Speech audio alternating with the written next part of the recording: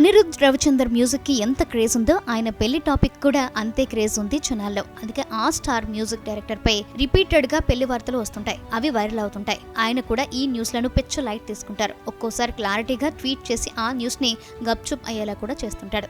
ఇక ఇప్పుడు కూడా అదే చేశాడు అనిరుద్.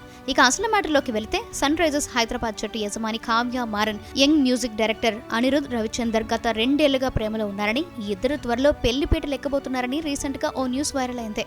అంతేకాదు, ఈ ఇద్దరు ఎట్ ప్రెజెంట్ డేటింగ్ లో ఉన్నారని టాక్ కూడా కోలీవుడ్ లో బలంగా వినిపిస్తుంది.